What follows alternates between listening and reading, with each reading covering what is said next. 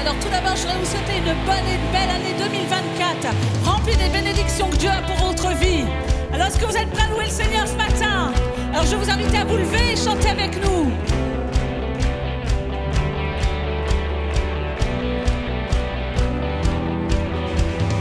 Le matin, l'espoir s'élève et c'est ton nom que nous chantons, nous accordons nos cœurs au tien.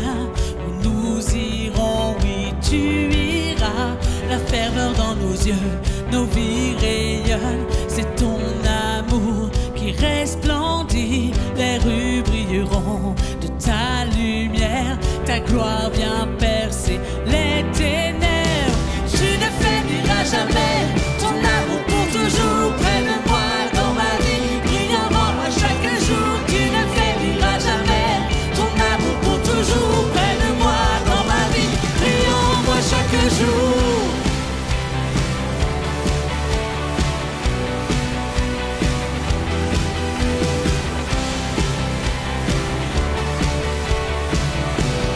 on y va ensemble. Tu éveilles en moi ta vie, Seigneur, à jamais. Tu éveilles en moi ta vie, Seigneur, à jamais. On va reprendre la ferveur dans nos yeux.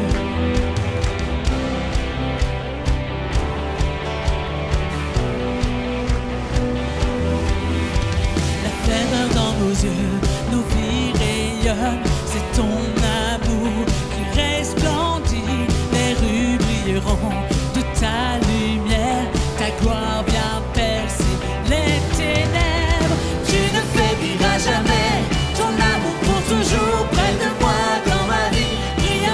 Chaque jour, tu ne faibliras jamais, ton amour pour toujours près de moi dans ma vie, brillant en moi chaque jour.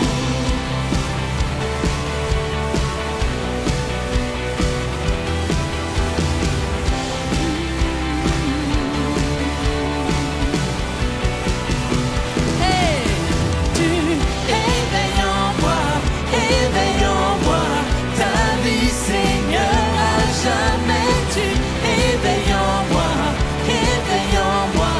ta vie, Seigneur, à jamais.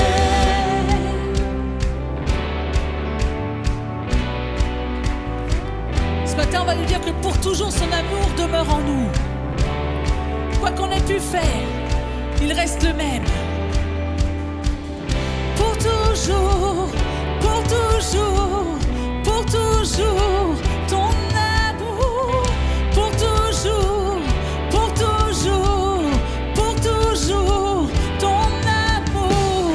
Pour toujours, pour toujours, pour toujours, ton amour. Pour toujours, pour toujours, pour toujours. Nous savons que tu ne faibliras jamais, ton amour pour toujours près de moi dans ma vie, brillant en moi chaque jour. Tu ne faibliras jamais, ton amour pour toujours près de moi dans ma vie, brillant en moi chaque jour.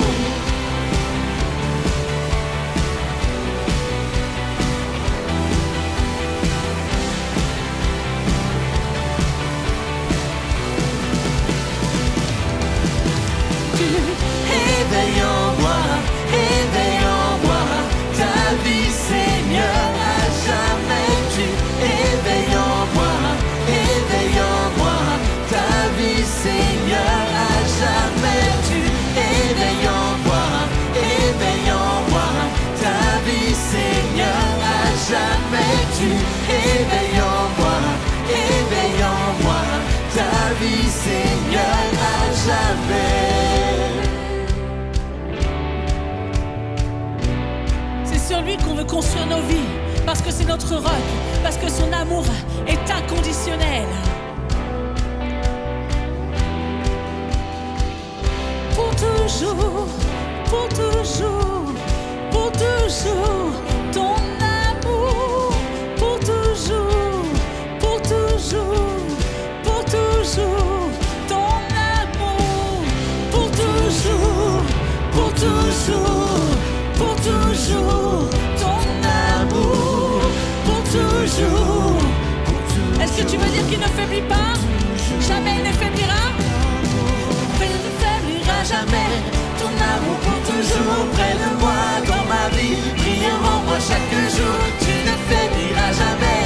Ton amour pour toujours près de moi dans ma vie. Brille en moi chaque jour.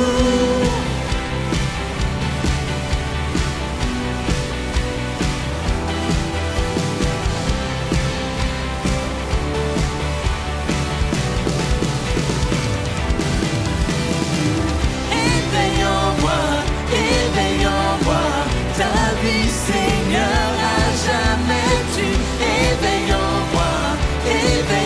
moi, ta vie, Seigneur, à jamais tu éveilles en moi, ta vie, Seigneur, à jamais tu éveilles en moi, ta vie, Seigneur, à jamais. Est-ce que tu peux acclamer ton roi ce matin?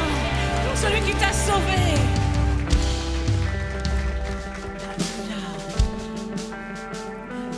Ce matin, on veut l'élever. On veut qu'il soit élevé dans nos vies. Louange à son nom. Louange à son nom. Le nom au-dessus de tout autre nom. Est-ce que tu veux chanter honneur à son nom ce matin? Chantons honneur à son nom. Honneur à son nom. Le nom bien plus grand que tout autre nom.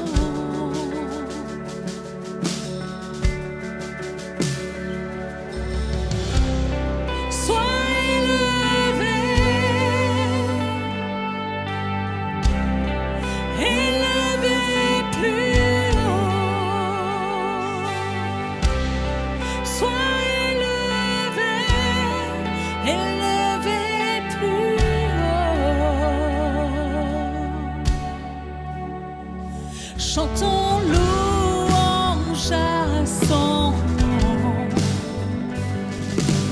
Louange à son nom. Le nom au-dessus de tout autre nom. Chantons honneur à son nom.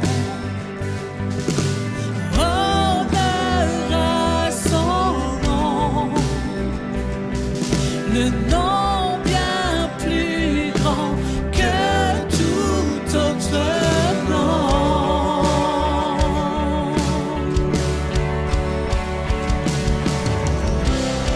Sois élevé, élevé plus haut. Sois élevé.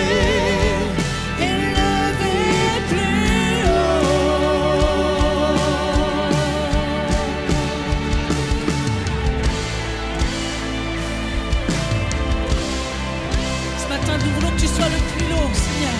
Nous voulons nous élever, que nous puissions t'élever ce matin. Reçois notre adoration, Seigneur, comme un parfum agréable.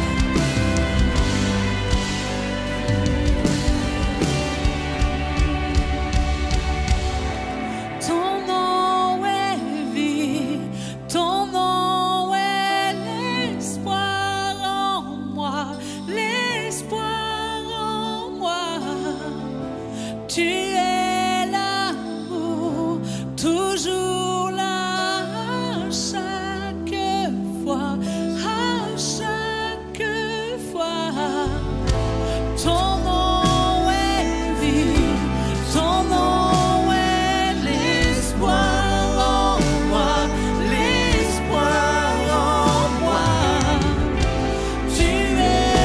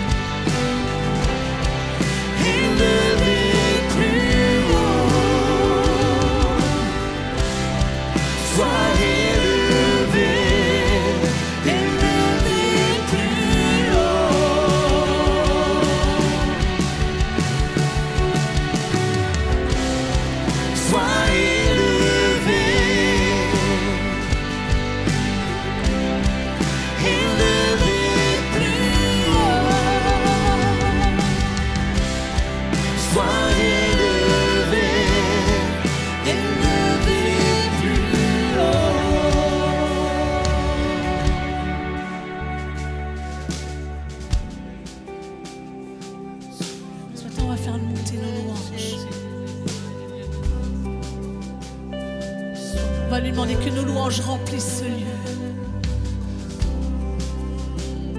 Tout pour la gloire de Jésus ce matin.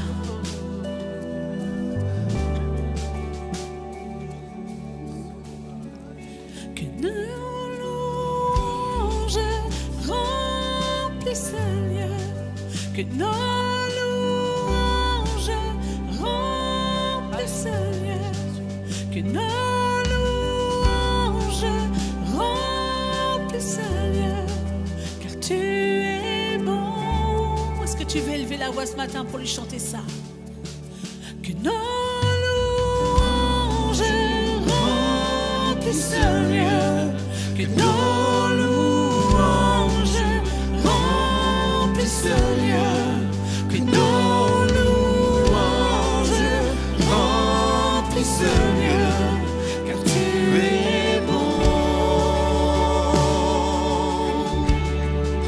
Que nos louanges remplissent ce lieu.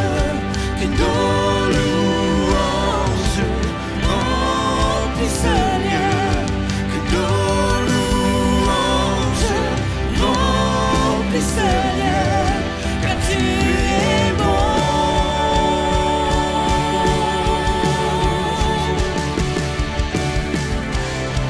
Sois élevé, élevé plus haut. Sois élevé, élevé plus haut.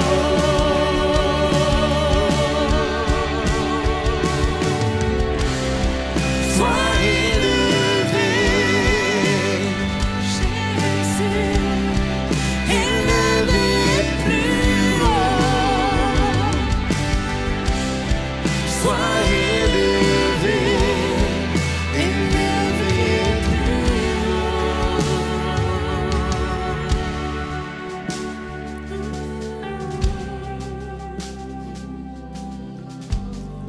Est-ce que votre désir ce matin, c'est de lui apporter votre louange? Est-ce que votre désir ce matin, c'est qu'il soit élevé au plus haut dans votre vie? Est-ce que votre désir, c'est qu'il prenne toute la place afin que tout ce qui n'est pas bon puisse disparaître? On va reprendre que nos louanges remplissent ce lieu, afin que nos louanges puissent arriver jusqu'à son trône de grâce. D'un cœur sincère ce matin, on veut pouvoir l'élever par nos louanges.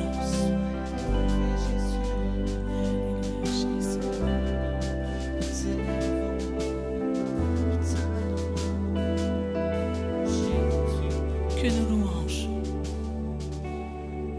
que nos louanges remplissent ce lieu. Que nos louanges remplissent ce lieu. Que nos louanges remplissent ce lieu. Car tu es bon. Que nos louanges remplissent ce lieu. Que nos louanges remplissent ce lieu. Que nos louanges remplissent ce lieu. Car tu es bon. Est-ce qu'on peut le redire une dernière fois? Que nos louanges remplissent ce lieu. Que nos louanges remplissent ce lieu. Que nos louanges remplissent ce lieu. Car tu es bon. Tu es bon, Jésus. Sois nos louanges, notre adoration, Seigneur.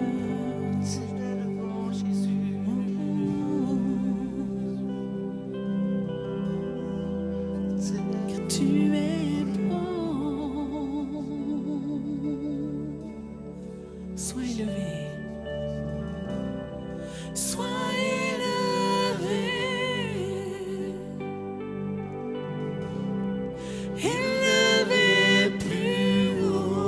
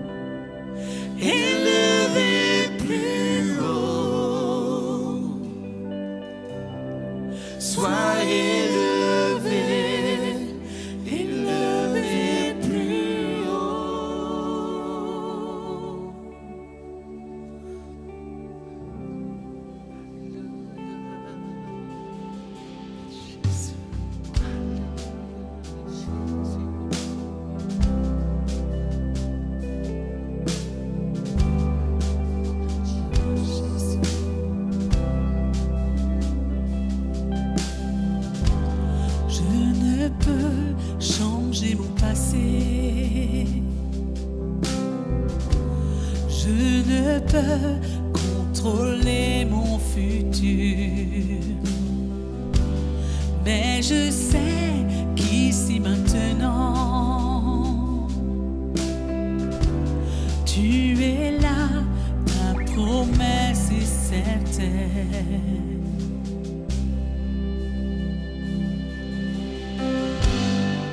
Je ne peux rien sans ta présence. Viens me trouver dans ce lieu. Mon seul besoin, c'est plus de toi. Viens me trouver dans ce lieu.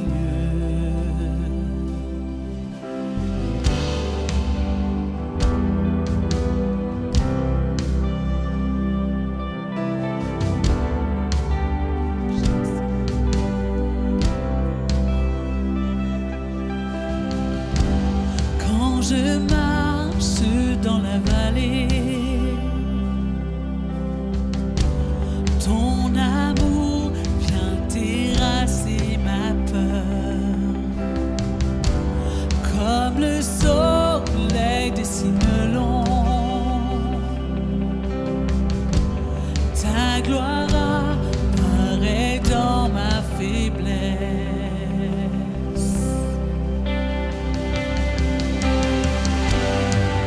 Je ne peux rien sans ta présence. Viens me trouver en ce lieu. Mon seul besoin, c'est plus de toi. Viens me trouver dans ce lieu. Je ne peux rien ta présence, viens me trouver en ce lieu. Mon seul besoin, c'est plus de toi ce matin. Mon seul besoin, c'est plus de toi. Viens me trouver dans ce lieu.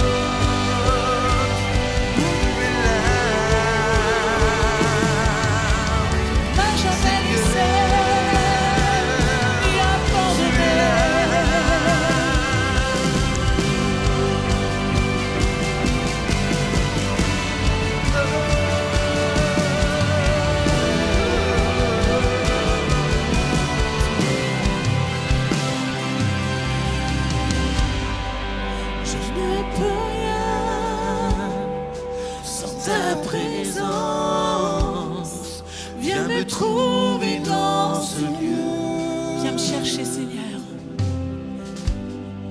Mon seul besoin, c'est plus de toi. Viens me trouver dans ce lieu. Je ne peux rien. Je ne peux rien sans présence, viens me trouver dans ce lieu. Parce que j'ai seulement besoin de toi. Mon seul besoin,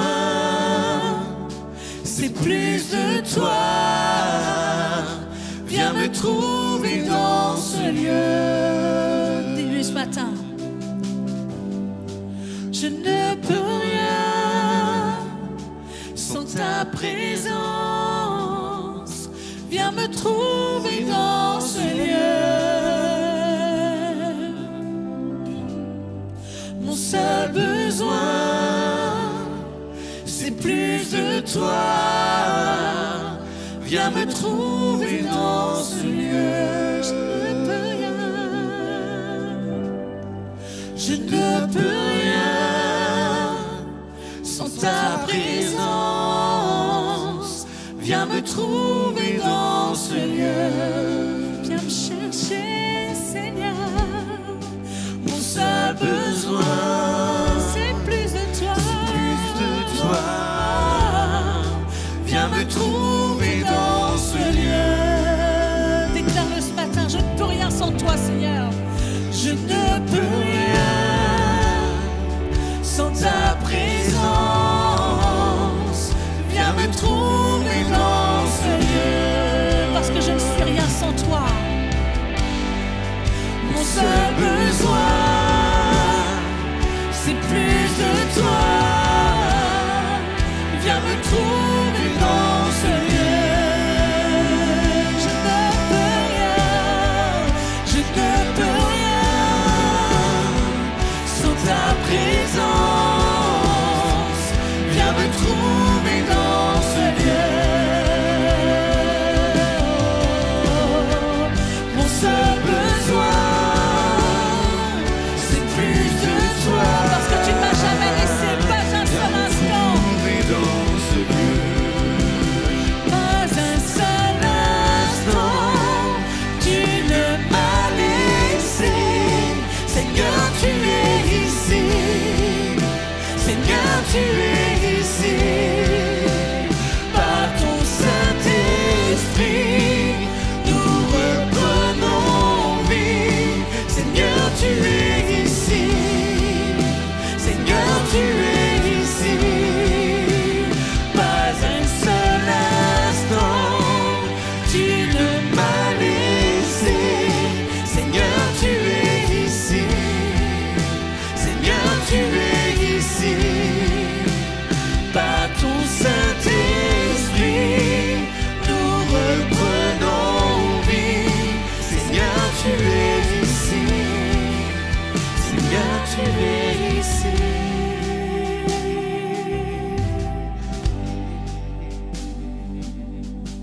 Tu es là, Seigneur.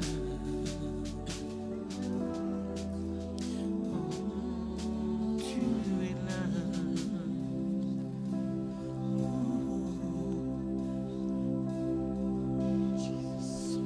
Parce qu'on veut plus de lui.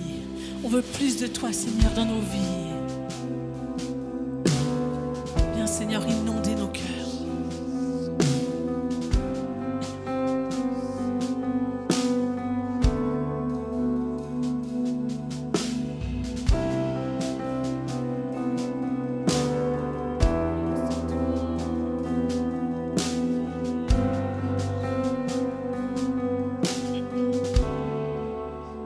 Quel privilège de t'adorer dans ta présence. Je veux rester devant ta face, me prosterner devant ton trône, tout abandonner. Juste à tes pieds, c'est là qu'est ma place pour l'éternité. Contempler ta face, plus de toi, plus de toi, de ton esprit, plus de toi.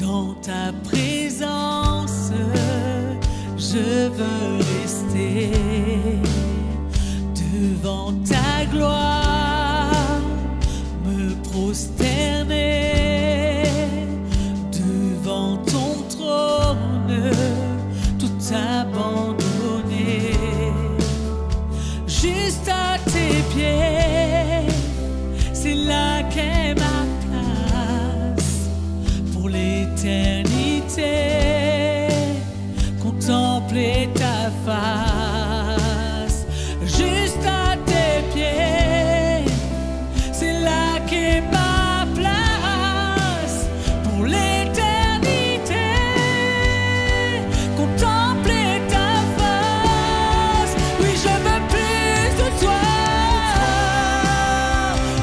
plus de toi, de ton esprit, plus de toi, plus de toi, plus de toi, Saint-Esprit, plus de toi, plus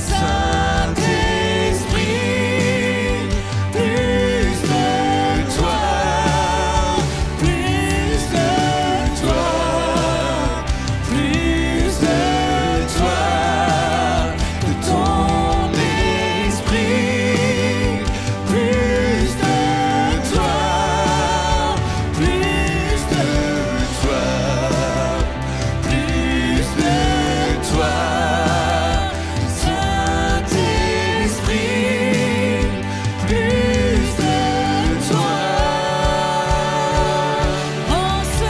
moment, en cet instant, remplis-moi de ta présence,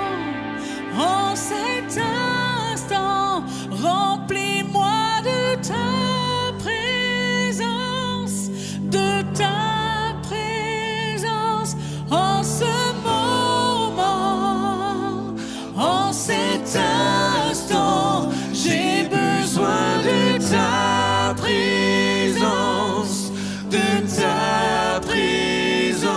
besoin de ta présence, de ta présence. En ce moment, en cet instant, remplis-moi de ta présence, de ta présence. En ce moment, en cet instant, j'ai besoin de ta présence, de ta présence. En ce moment, j'ai besoin de toi. Je veux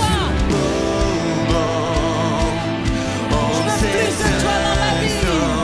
J'ai besoin de ta présence, de ta présence. En ce moment, en cet instant, remplis-moi de ta présence, de ta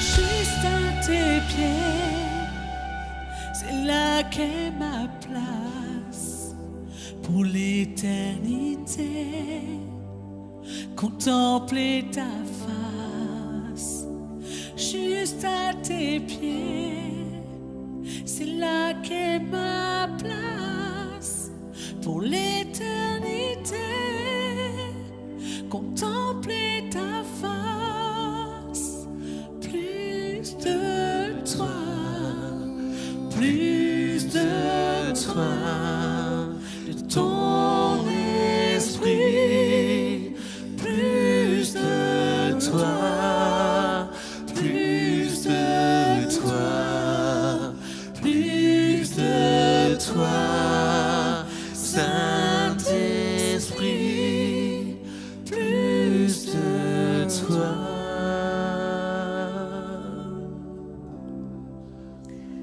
Le Seigneur me montrait vraiment quelqu'un ici qui est vraiment enchaîné. La chaîne était très longue, le Seigneur a coupé des maillons, mais ce qui reste, tu le tiens fort dans ta main. Et parce que tu le tiens, je ne peux rien faire pour toi. Alors le Seigneur te dit lâche. Lâche prise. Lâche-moi agir en toi. Laisse-moi faire. Tant que tu tiendras cette chaîne, tant que tu tiendras ce petit morceau de chaîne, je ne pourrai pas t'aider. Et tu ne pourras pas entrer pleinement dans les promesses que j'ai pour ta vie. Lâche cette chaîne et alors je vais t'aider. Vraiment, je suis ton secours. Je veux être ton secours. Je te l'ai montré à différentes reprises. Mais il te reste ce petit morceau que tu ne veux pas lâcher. Et le Seigneur te dit lâche et moi je vais t'aider.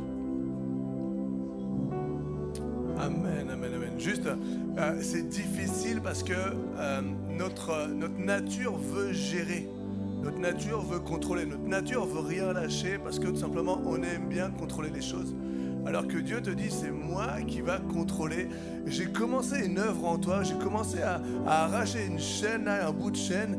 Et aujourd'hui, c'est toi, il y a ta part. Dieu agit et tu as toujours ta part dans l'action.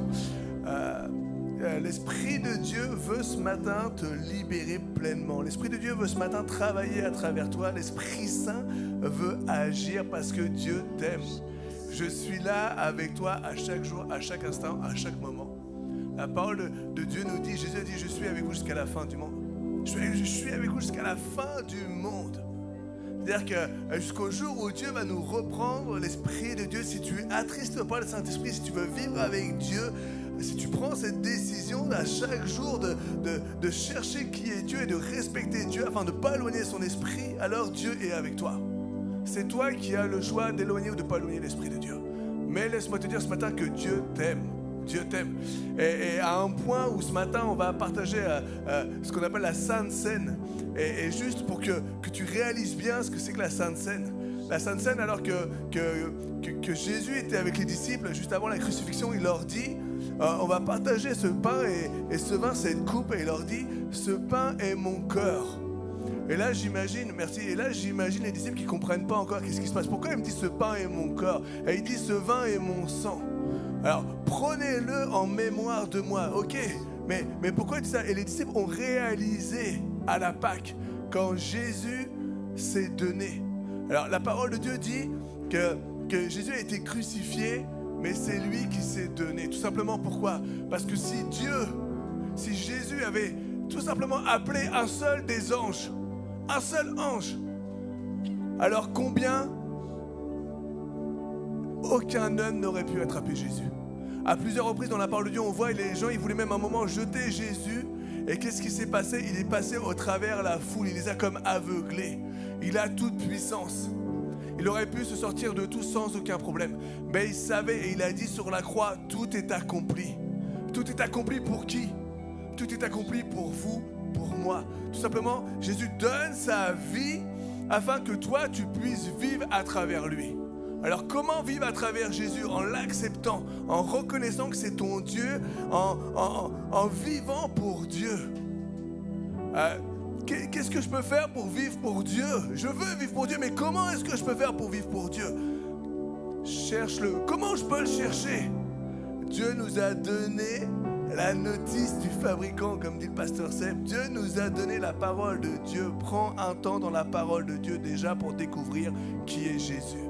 Prends un temps dans la louange comme on a fait ce matin.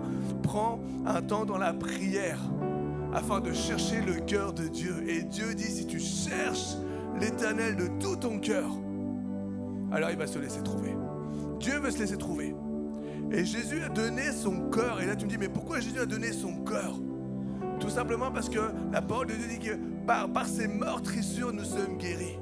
Son cœur nous guérit, alors que lui, son corps a été déchiré, alors qu'on lui a planté des clous, alors qu'on l'a fouetté, alors qu'on lui a craché dessus, alors qu'on l'a humilié. Et Dieu, son cœur a déchiré le voile, alors qu'il n'y avait que le grand sacrificateur qui pouvait aller à l'encontre de Dieu. Jésus, à travers la crucifixion, te donne à toi de rentrer dans le lieu très saint. Qu'est-ce que le lieu très saint? C'est le lieu de la présence de Dieu. Et Dieu te donne cette opportunité à chaque jour de rentrer dans sa présence. Et il a dit, donc prenez ce pain qui est mon corps et prenez ce vin qui est mon sang. Le sang, c'est ce qui vient te laver, c'est ce qui vient te purifier. L'ennemi te met un sentiment de culpabilité sur ta vie. Tu es indigne, tu ne mérites pas. Et c'est vrai. Et c'est vrai, il a raison, on est indigne et on ne mérite pas. Mais Dieu te dit, mon sang a coulé pour toi pour laver tous tes péchés. Si tu me reconnais comme Seigneur et Sauveur, alors oui, tu ne mérites pas, mais aujourd'hui, à travers ma crucifixion, et c'est ce symbole qu'on prend ce matin, le corps de Jésus, le sang de Jésus, on le prend en mémoire de ce que tu as fait pour nous. Il y a une puissance, il y a une victoire. Et vous savez, dans l'Ancien Testament, il y a des préfigurations de Jésus. Et Samuel est une des préfigurations de Jésus. Et je vais vous lire rapidement un texte. C'est dans 1 Samuel 7, verset 8. Et il dit à Samuel, le peuple dit alors qu'ils sont en guerre avec les Philistins, ils sont soumis aux Philistins. Et le peuple dit à Samuel, parce que Samuel avait reçu l'Esprit de Dieu, c'était le prophète, il y avait longtemps, c'était dans la période des juges. Et Samuel était l'un des prophètes, le dernier juge et l'un des prophètes. Et donc le peuple d'Israël, c'est vous, c'est moi. Il dit à Samuel, ne cesse point de crier pour nous à l'Éternel, notre Dieu, afin qu'il nous sauve de la main des Philistins, de la main de l'ennemi. Aujourd'hui, la parole de Dieu dit que Jésus intercède pour toi. Alors juste, je veux que dans ton image, dans ce que tu penses, quand la parole de Dieu dit que Jésus intercède pour toi, laisse-moi te dire que Jésus n'est pas le petit Jésus qui est à côté du Dieu là, puis qui dit « Je prie pour Manu, je prie parce que tu vois, regarde, c'est difficile. » Non, c'est tout simplement la présence de Jésus à côté du Père. Lui rappelle qui tu es. La présence de Jésus à côté du Père lui rappelle qu'il a payé le prix pour ta vie. C'est ça, quand on dit que Jésus intercède pour toi, c'est pas « Oh Seigneur, Jésus prie pour moi parce que regarde, j'ai mal à mon genou. » Non, c'est la présence de Jésus à côté du Père. Quand toi tu pries, Dieu voit Jésus et Dieu te voit.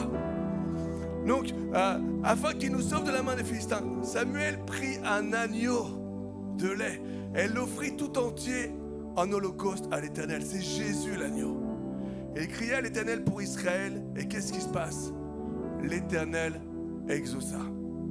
Pendant que Samuel offrait l'holocauste, pendant que Dieu s'offre, monte sur la croix, les Philistins, l'ennemi, s'approchèrent pour attaquer Israël. L'ennemi veut t'attaquer, ça c'est sûr. Il veut détruire tout ce que Dieu aime. Et Dieu t'aime. Tu es comme la prunelle de ses yeux. Il s'approchèrent pour attaquer Israël. L'Éternel fit retentir en ce jour son tonnerre, sa puissance sur les Philistins, et il les mit en déroute. Alors que Dieu se donne, l'ennemi n'a aucun pouvoir sur toi. Ils furent battus devant Israël. Tout simplement, c'est Jésus qui combat pour toi. Et c'est Jésus qui a battu l'ennemi. Et quand l'ennemi vient dans tes pensées, quand l'ennemi vient sur ta vie, quand il veut prendre des droits, rappelle-lui que Jésus est mort pour toi et qu'il y a cette victoire. Les hommes d'Israël sortirent de Mizpa, poursuivirent les Philistins et les battirent jusqu'au-dessous de Beth-Kar. Là, c'est carrément, ça s'est inversé. C'est aujourd'hui toi qui as le pouvoir sur l'ennemi. Regarde ce que Dieu a fait. L'ennemi avait le pouvoir sur toi, Jésus s'est donné sur la croix. L'ennemi a cru qu'il avait vaincu. C'est tout simplement l'inverse, Dieu te donne le pouvoir. Samuel prit une pierre qu'il plaça entre Mizpa et Shein, et il l'appela du nom d'Eden-Ezer en disant « Jusqu'ici, l'Éternel nous a secourus. » Quand tu acceptes Jésus, tu acceptes la victoire. Quand tu acceptes Jésus, tu peux proclamer à celui qui veut venir pour te détruire qu'il n'a aucun droit sur ta vie. Et ce matin, c'est ce que veut nous rappeler Jésus quand il dit « Faites ceci en mémoire de moi ». Rappelle-toi ce que j'ai fait pour toi. Et pas simplement que pour toi, mais c'est pour ton âme, pour ton cœur, pour tes pensées. Rappelle ce que j'ai fait. Et quand on vient t'attaquer, alors proclame Jésus. Les chants de ce matin. Alors merci Seigneur. Juste prendre ce pain et ce vin. Si vous n'avez pas pris, prenons-le ensemble. Je veux juste discerner ce que tu as fait pour moi, Jésus. Merci pour cette croix. Merci pour ta vie. Et merci pour ta victoire. Et merci parce que tu vis encore aujourd'hui. La parole de Dieu nous dit que Jésus est ressuscité. C'est ça la grandeur et la puissance de Dieu. Alors oui, Seigneur, je veux plus de toi. Oui, Seigneur, je veux plus de toi. Maintenant que j'ai compris, maintenant, Seigneur, que je sais ce que tu as fait pour moi. Alors Seigneur, je ne veux pas rester petit, mais Seigneur, je veux grandir avec toi. Seigneur, viens transformer. Tu n'es pas mort simplement pour une victoire du dimanche matin, mais tu es mort pour la victoire jusqu'à la fin de ma vie, parce que tu as dit que je serai avec vous jusqu'à la fin du monde. Alors je proclame ce matin, Saint-Esprit, tu es celui qui vient et qui nourrit nos cœurs, notre foi. Alors viens et élève Jésus dans notre cœur. Viens et Seigneur, donne-nous cette assurance que tu es notre Dieu et que tu es avec nous à chaque jour. Seigneur, je veux plus de toi dans mes actions. Seigneur, je veux plus de toi dans mes pensées. Seigneur, je veux plus de toi dans mon cœur. Seigneur, je désire plus de toi.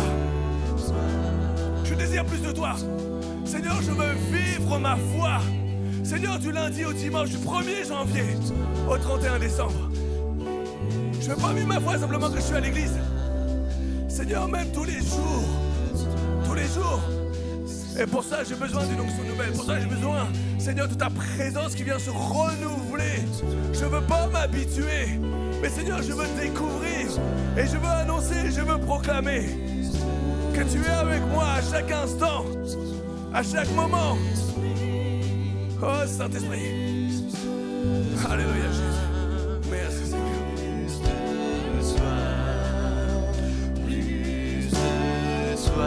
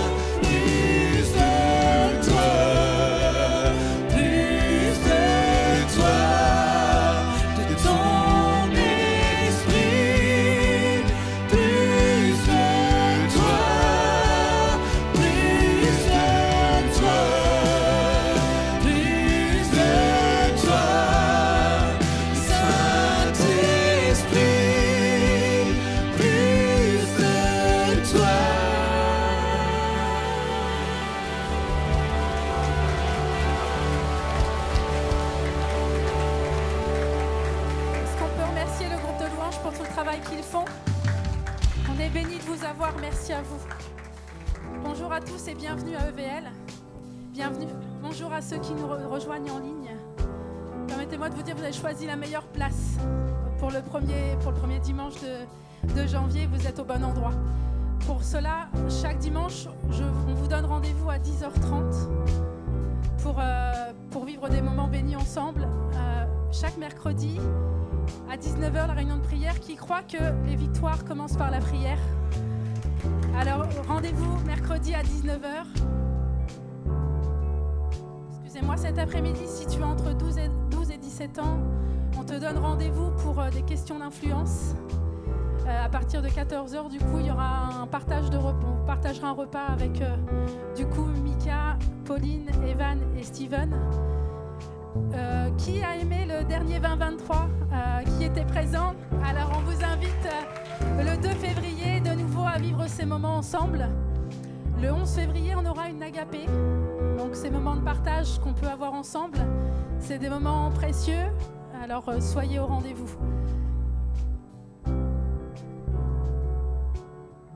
Chaque dimanche, la garderie est à votre disposition. Il y a Morgane qui s'en occupe avec l'aide d'Anicia. Vous avez un planning qui est affiché sur la porte.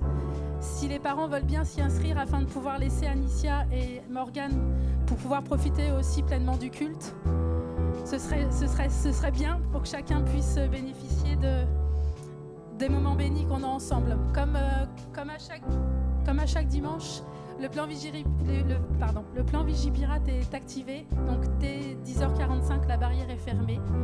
Merci du coup d'être avec nous dès 10h30 pour éviter d'avoir la barrière fermée au moment d'arriver. Vous pouvez déposer vos dons dans les bannettes réservées sur le côté. Merci encore pour vos dons. Elles permettent l'avancement, tout ce qui prend place. Elles permettent de pouvoir faire plein de belles choses. Donc merci pour vos dons. Les bannettes sont là. Et pour le RIB, vous pouvez, si vous le souhaitez, récupérer le RIB à l'accueil. Vous avez, du coup, restons connectés. Vous avez la page Insta, Facebook et du coup YouTube où vous pouvez retrouver tous les messages en ligne. Du coup, au nom de l'Église Vivre Libre, on vous souhaite une belle année.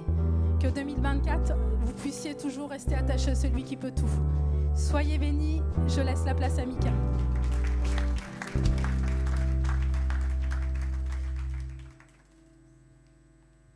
Merci Fanny. Comment ça va ce matin? Je voulais le faire comme Seb. Comment ça va ce matin? Mais bon, il n'est pas là. Alors. Comment est-ce que vous allez en ce premier dimanche de janvier, ce premier dimanche 2024? Je voulais juste, avant de démarrer ce message, remercier Manu et Seb parce que ils me font confiance pour apporter ce message, en tout cas ce matin. Et je voulais vraiment les remercier parce que c'est une énorme responsabilité de parler de la Bible, de parler de la part de Dieu. Et vraiment ce matin, je veux le faire avec toute l'humilité qu'il faut. Parce que je suis plus à l'aise avec une guitare, effectivement, c'est plus facile de vous parler avec une guitare dans la main qu'avec un micro comme ça. Et je voulais aussi vous remercier, vous, l'Église EVL. Ça fait maintenant plus d'1 an qu'on est ici avec Hello et les enfants. Et on est vraiment bénis d'être avec vous, d'être ici dans cette église. Ça fait maintenant, oui, c'est ça, un peu plus d'1 an qu'on est là. Et c'est vrai on s'est vite investi parce que nous, ça fait longtemps qu'on se connaît déjà avec l'église EVL. Mais c'est vraiment un privilège. Et je veux le prendre comme ça et je veux vraiment vous remercier parce que vous êtes une bénédiction pour nous. Cette église ici, là, c'est vraiment une famille. Et j'espère que vous qui venez peut-être pour les premières fois, vous allez pouvoir sentir ça, que ici, à EVL, c'est une famille. Vraiment. Alors, pas seulement parce qu'il y a 2 familles, les Martins, c'est les Bunel, mais aussi parce que c'est une famille. Nous sommes une famille. Et ça, on l'a senti et on en parlait. Mike le disait aussi, effectivement, que c'est ce qu'on ressent quand on vient ici. Cet esprit familial. Et ça, on est bénis. Je voulais vous remercier pour ça. Est-ce que vous êtes d'accord avec moi pour dire que le mois de janvier, et là, on est au début janvier, il résonne toujours comme le mois des bonnes résolutions? Est-ce qu'on est d'accord pour dire qu'on a tous, au moins une fois dans notre vie, dit au 1er janvier, je vais maigrir? Moi, je l'ai dit. Au 1er janvier, je vais faire plus de sport. Il y en a qui le font, hein. Manu, il tient ça. Je vais me laisser pousser la barbe. Ou en tout cas, arrêter de faire des paris stupides avec Seb, hein, évidemment. Parce que vous avez pu voir que j'ai perdu. Et que j'ai une tête d'enfant. Donc ça faisait longtemps que je n'avais pas vu ma tête comme ça. Et effectivement, même Hello était un peu effrayé le jour où il est venu, parce qu'il a, bien sûr que Seb est venu lundi, le lendemain du réveillon, pour me raser la barbe, hein, tout content. Mais en tout cas, le mois de janvier, c'est vraiment le mois où on prend des résolutions, où on veut que les choses changent. Il y a même le plan, je sais pas si comment vous avez déjà essayé un jour de dire en janvier, je vais lire la Bible en 1 an. Je vais démarrer ce plan de la Bible en 1 an et puis je vais lire ma Bible en 1 an. Même sur Internet, on trouve des défis. Et on connaît bien ce défi du Dry January, celui où on nous propose de ne pas boire d'alcool pendant tout le mois de janvier, sûrement pour essayer de calmer un peu la conscience d'avoir trop abusé pendant les fêtes. J'ai même trouvé un autre défi qui s'appelle January, et qui propose aux femmes, et ça, mesdames, je ne sais pas si vous êtes au courant, qui propose aux femmes de ne pas s'épiler pendant tout le mois de janvier. Parce qu'il faut lutter contre les stéréotypes de la pilosité féminine. Et alors, ma femme n'est pas là, mais j'ai marqué, Hello, je t'en supplie, ne relève pas ce défi. Pour le bien de notre couple, évidemment, mais pour les autres femmes, vous pouvez faire ce que vous voulez. Vos maris seront contents, évidemment.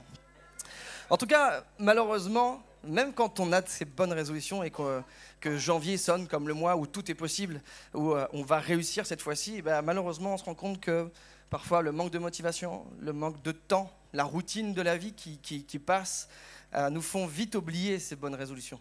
Et puis, des fois, on se retrouve fin janvier, début février, comme auparavant. Et avec ça, s'est ajoutée la frustration, la culpabilité de n'avoir pas réussi à tenir cet engagement. Et quelque part, on est pire qu'avant de prendre cette bonne résolution.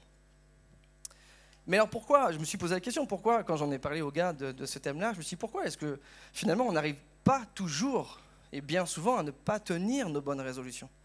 Puisque de base c'est quand même quelque chose qui est positif, de vouloir que ça change. Eh bien la Bible elle est claire, et Manu en a parlé là un peu, c'est que tout ça on le doit à notre nature humaine qui est irrésolue. La Bible le dit. Et cette nature humaine elle est marquée par le péché. Tous ici, qu'on soit petit, grand, jeune, vieux, qu'on soit gentil ou méchant, on est tous marqués par le péché dans notre nature, dans notre chair. Et l'humanité, depuis le Jardin d'Éden, depuis que Dieu a créé, eh ben, l'humanité, on est l'enjeu entre la lutte entre le diable et Dieu, entre le bien et le mal. Et c'est une clé, je pense, fondamentale pour notre vie chrétienne que d'être résolu dans nos vies. C'est vraiment ce que je veux parler avec vous ce matin, c'est que les bonnes résolutions, je pense que c'est possible d'en avoir. Dans la Bible, le sens d'être résolu, littéralement, il veut dire fermement attaché à quelque chose. Être constant dans un choix, dans une action. Et j'ai noté ça en premier, que laisse-moi te dire que la qualité de ta vie, et ça je pense que tous les chrétiens ici on peut le dire, la qualité de ta vie va dépendre de la profondeur de tes résolutions. Je le répète, la qualité de ta vie va dépendre de la profondeur des résolutions que tu vas prendre. Et je voulais juste partager avec vous 4 résolutions, rapidement, qui ont été décisives pour l'humanité et qui sont encore décisives pour nous aujourd'hui. La première et la plus grande pour moi des résolutions, c'est celle que Dieu a eue lorsqu'il a créé l'univers et qu'il nous a créés. Cette résolution d'amour. Et c'est lui le premier qui a eu cette résolution de créer l'univers et aussi de créer l'être humain. Puisque lorsqu'il déclare dans Genèse 1,26 « Faisons l'homme à notre image, selon notre ressemblance », dans le verbe « faisons », le verbe « faire » là, il a la même intensité et la même puissance que la lumière soit. Parce que quand Dieu dit quelque chose, la chose se fait. Il n'y a pas d'ambiguïté, il n'y a pas d'entre-deux. Quand Dieu dit que la lumière soit, la lumière arrive, les ténèbres sont obligées de partir. Et quand Dieu dit faisons l'homme, eh bien le mot faire là, c'est une intentionnalité. Et je voulais dire ce matin à quelqu'un que Dieu a décidé de te façonner.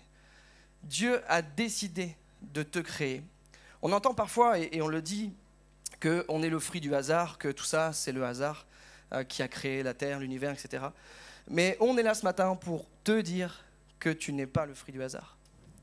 J'ai vraiment ressenti ça quand j'ai écrit ces quelques notes, que Dieu voulait te rappeler ce matin que tu es le fruit de son amour.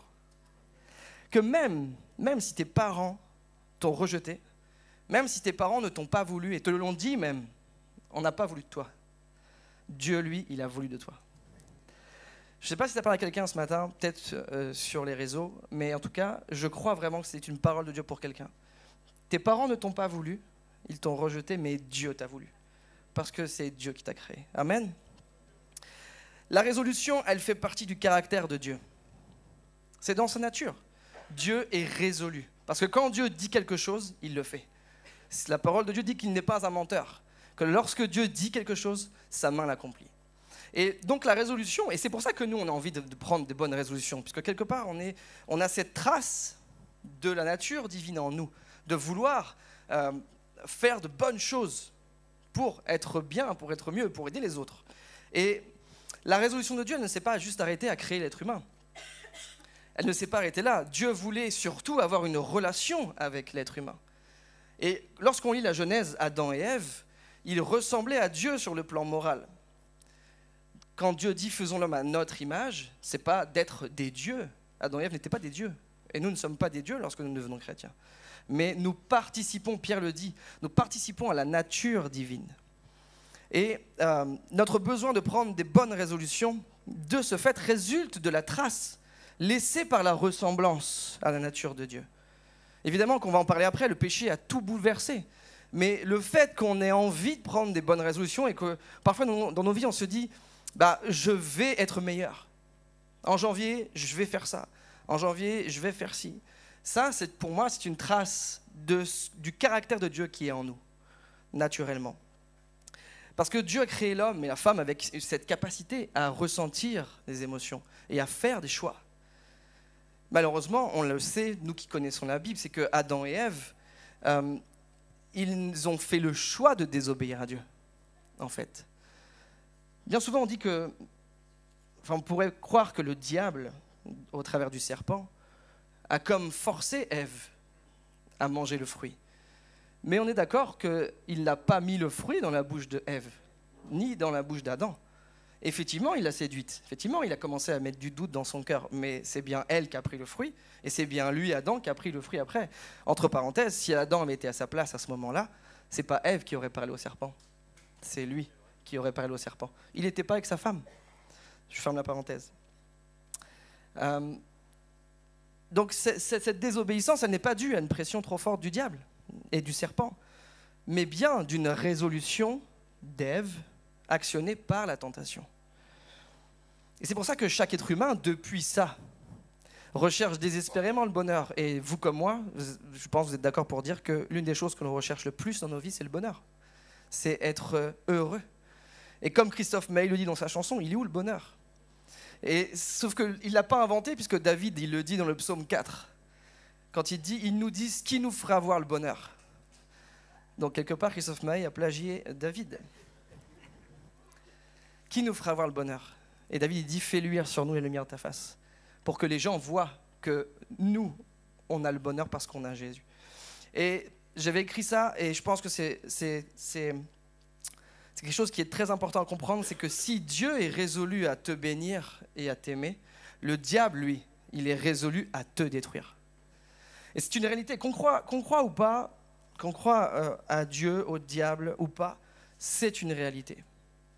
Dieu est résolu à te bénir, le diable est résolu à te détruire. C'est une réalité, on ne peut pas y échapper. Et c'est pour ça qu'il a mis en place, face à la résolution d'amour de Dieu, le diable a mis en place sa résolution à lui, le péché. Et ce péché, c'est la résolution du diable pour détruire l'humanité. Dans le plan divin, dans ce que Dieu avait prévu au départ, la relation avec l'homme devait être simple. Dans la Genèse, on voit que Dieu même venait tous les jours parler avec Adam et Ève, puisque au moment où ils pêchent, Dieu vient sur le soir, il les cherche dans le jardin. Donc Dieu avait cette relation avec eux. Il parlait simplement avec eux, il venait les voir, je pense.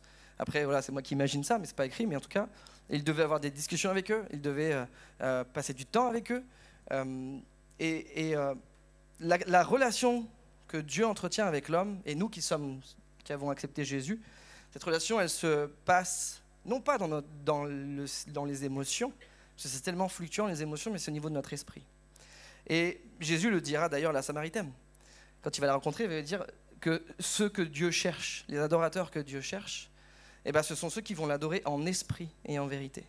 Autrement dit, qui vont être conduits par le Saint-Esprit selon la vérité révélée par Jésus. Il n'y a pas d'autre moyen, puisque Jésus le dira aussi, je suis le chemin, la vérité et la vie. Nul ne vient au Père que par moi. Il n'y a pas d'autre chemin que Jésus pour venir à Dieu. Et ça, dans le jardin, le serpent s'est attaqué à cette confiance que Ève avait dans la parole de Dieu. Puisque quand il dit, Dieu a-t-il réellement dit que quand vous mangerez de ce fruit, vous mourrez? Qu'est-ce qu'il fait en fait? Il vient semer du doute dans le cœur de Ève. Pourtant, on est d'accord qu'elle sait que c'est Dieu qui l'a créée. Dieu lui parle. Dieu parle avec son mari et elle chaque jour. Et pourtant, il suffit juste que le serpent dise, est-ce que Dieu a vraiment dit ça? Parce que pourquoi? Il vient s'attaquer à ses émotions. Dieu, lui, il parle dans notre esprit. Le diable parle à nos émotions. Ce qui fait que lorsque l'on est dans une épreuve, lorsque l'on est dans une situation inconfortable, ben notre foi peut chanceler à un moment donné. On peut commencer à douter, puisque c'est là nos émotions qui entrent en jeu, et pas notre esprit qui est le lien avec le Créateur.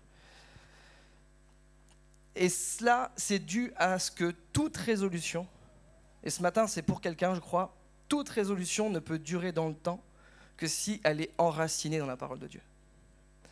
Et là, elle devient conviction. Une résolution qui ne devient pas conviction ne tient pas. Ce qui fait que lorsque ta foi est enracinée dans la parole de Dieu, tu peux tout affronter. comme on a avec, vous le savez, Hello, elle en a déjà parlé, ma femme, on a vécu un cancer, on a traversé ça, elle a vécu ça dans son corps, mais la conviction qu'on a eue tout de suite, quand on a appris ça, c'est qu'elle ne mourrait pas. C'est comme quelque chose qui s'est imprimé en nous, mais que rien ne pouvait enlever en fait. On a demandé à Dieu qu'il la guérisse miraculeusement, ça ne s'est pas fait. On a demandé à Dieu des choses, Dieu a laissé faire la médecine, en tout cas la chirurgie, etc. Mais par contre, on était certain qu'elle ne mourrait pas. D'ailleurs, elle est toujours là. C'est donc que ça a bien fonctionné. Merci Seigneur, en tout cas. Dieu, lui, avait défendu à Adam et Ève de manger du fruit. Parce que c'est pas non plus... Adam et Ève n'ont pas pu dire, non, on n'était pas au courant. Dieu leur a dit, vous pourrez manger de tous les arbres qui se trouvent dans le jardin, sauf de celui-là. Celui-là, vous ne devez pas y toucher, l'arbre de la connaissance du bien et du mal. Et la désobéissance, et c'est ça le péché. Péché, c'est désobéir à ce que Dieu te dit et à ce que Dieu veut. La désobéissance qui a entraîné le péché, c'est bien donc le fruit de la résolution d'Adam et Ève. Et là où je veux en venir, c'est que on ne peut pas, à un moment donné dans nos vies, attribuer tout au diable.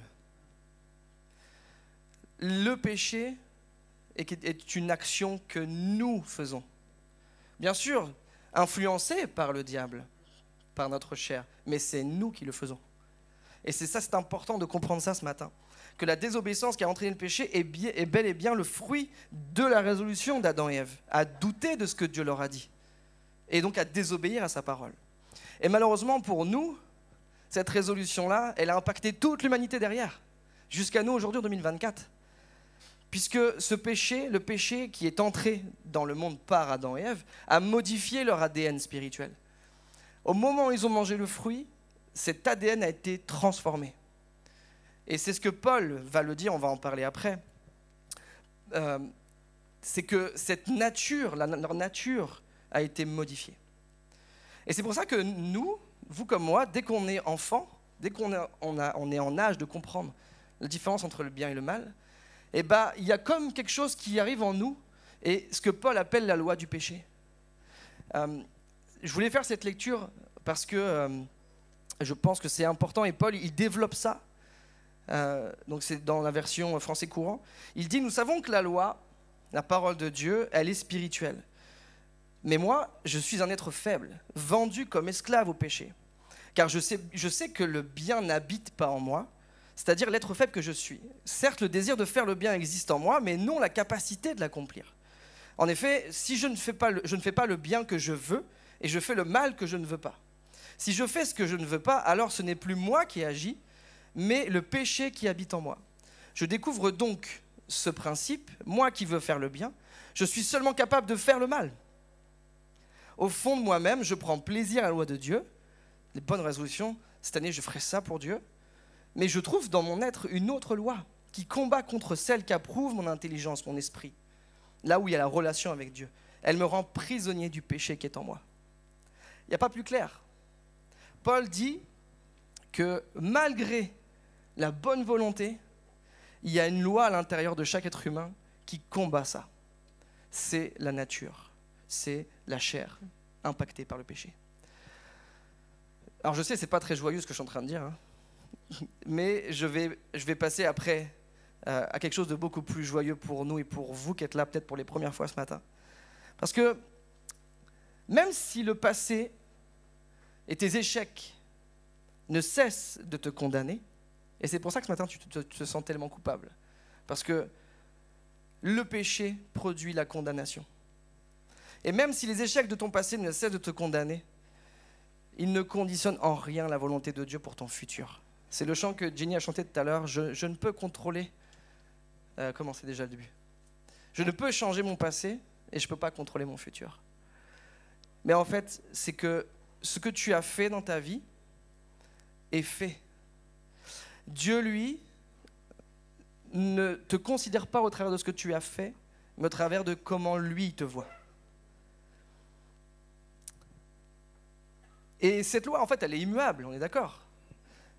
La Bible, elle dit que tous les hommes sont pécheurs. Tous, il n'y a pas, même les plus gentils d'entre nous, on est pécheurs. On est séparés de Dieu. On ne peut pas voir Dieu puisqu'on est séparé de lui par le péché. Et cette loi-là, elle est immuable. Chaque enfant qui naît, chaque bébé qui naît avec cette loi. Mais pourtant, la Bible, elle nous appelle, dans notre passage, à résister au diable. C'est donc que c'est possible. Si, en tant que chrétien, Dieu nous appelle à résister au diable, c'est donc que c'est possible, on est d'accord? Ok. Sauf qu'on est d'accord que naturellement, on n'est pas capable de le faire. Ce qui fait que même lorsqu'on est chrétien, parfois, on tombe. On retombe dans nos travers. Parce que naturellement, comme Paul le dit, on n'est pas capable. On ne peut pas arriver à être plus fort que la tentation, plus fort que le péché. Et donc, il fallait que quelqu'un de plus puissant que nous, puisque le diable est plus puissant que nous. Ça, il faut en être conscient. C'est pour ça que Jésus lui-même, comme tu disais tout à l'heure, Jésus lui-même, il n'est pas entré en discussion avec le diable lors de la tentation. Il n'a pas essayé d'appliquer des arguments. Il lui a juste donné la parole de Dieu. Il lui a dit, il est écrit, il est écrit, il est écrit. Parce que, étant lui-même la parole, il ne pouvait l'opposer. Jésus étant la parole, le diable ne pouvait l'opposer. Et il fallait donc que quelqu'un de plus puissant que nous puisse venir pour briser ce contrat que nos premiers parents, Adam et Ève, ils ont contracté. Ok, nous, on n'a pas choisi ça. On est d'accord que nous, on n'a pas choisi de naître pécheurs. On ne l'a pas choisi. C'est Adam et Ève qui ont fait ce choix et qui a impacté toute l'humanité derrière eux. Et donc, il fallait bien que quelqu'un puisse racheter, puisque Paul dit qu'on est vendu. Nos parents, malheureusement, Adam et Ève, ils nous ont vendus au péché, qui fait qu'on est esclave. On est d'accord pour dire que quand on est esclave, on n'a pas le choix. Maintenant, l'esclavage n'a été aboli, mais un esclave n'avait pas le choix. Quand son maître lui disait « fais ci », il devait faire ça. Il n'avait pas le choix. Et c'est la même chose avec la nature humaine. Et donc, il fallait que quelqu'un de plus puissant puisse venir pour nous délivrer. Et Jésus, lui, c'est la puissance du ciel qui a ébranlé la résolution du diable. Il est celui qui s'est incarné pour déchirer le contrat. Et c'est pour ça que Dieu, lorsque Jésus a rendu l'esprit, a déchiré le voile du temple. Comme pour montrer que maintenant le contrat était déchiré. Le contrat passé entre l'humanité et le diable était déchiré. En Jésus, on peut trouver la liberté et le salut. Parce que c'est ça la résolution de Christ pour l'humanité. C'est le salut.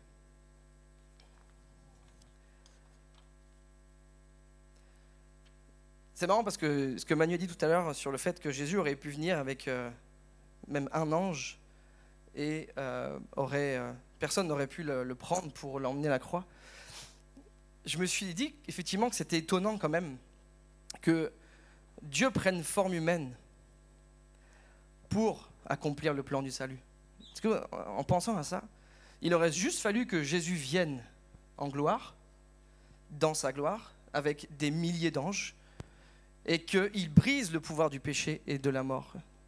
Il aurait pu faire ça, puisqu'il est Dieu.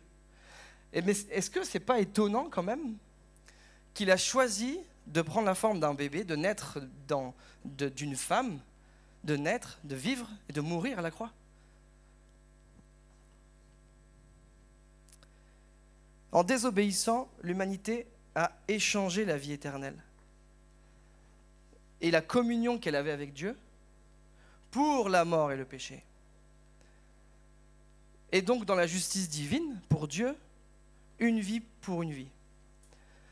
Pourquoi est-ce que Jésus a choisi de venir en humanité? C'est parce qu'il fallait qu'un homme paye pour tous les hommes. Dans la justice de Dieu, il n'y a pas de compromis. Pour Dieu, l'humanité a péché, l'âme qui pêche, c'est celle qui meurt. Ça paraît très dur comme ça, mais c'est comme ça que Dieu fonctionne. Il est saint, il ne supporte pas le péché. Et donc l'âme qui pêche, elle doit mourir. Et donc il fallait que quelqu'un qui soit sans péché puisse mourir pour racheter tous les autres que nous sommes qui ont péché. Et le premier sacrifice, Dieu l'a fait. Je ne sais pas si vous avez déjà réalisé, moi quand j'ai réalisé ça, ça m'a fait comme un feu d'artifice dans ma tête. Dans Genèse 3, 21, quand Adam et Ève ont péché, ils ont découvert qu'ils étaient nus. Et quand Dieu vient les voir, ils se cachent, puisque le péché amène la culpabilité. Et donc ils se cachent. Et le verset dit que Dieu leur fit des vêtements de peau. C'est Dieu qui les a habillés. Eux, ils ont mis des feuilles pour se cacher, mais c'est Dieu qui les a habillés. Ça veut dire que Dieu a dû tuer un animal pour faire des vêtements. Et donc, c'était une préfiguration dès Genèse 3 de ce que Jésus allait faire. Que pour revêtir de justice, il fallait tuer un animal. Et donc, Philippiens 2, Paul nous dit que Jésus, lui, Philippiens 2,6, il a choisi de se dépouiller lui-même. C'est pas que cette personne n'a forcé Jésus à venir. Philippiens 2 nous dit que, étant en forme de Dieu, il était égal à Dieu. Et il a choisi de se dépouiller lui-même. Littéralement, ça veut dire qu'il s'est vidé de lui-même. C'est-à-dire qu'il s'est vidé de sa divinité pour remplir un corps humain. C'est bizarre, hein, mais ça veut dire que Jésus, il est pleinement entré dans notre humanité pour nous montrer que c'est possible de vivre comme Dieu le veut, comme Dieu l'entend. L'homme en désobéissant a voulu s'élever au rang de Dieu. Pourquoi en fait le diable a réussi ? Et c'est là où lui a péché, le diable. Il était l'un des anges les plus majestueux dans le ciel. Il était l'un des plus hauts dans le ciel, Lucifer. Et qu'est-ce qu'il a perdu ? L'orgueil. Il a voulu être Dieu. Il a voulu se faire Dieu à la place de Dieu.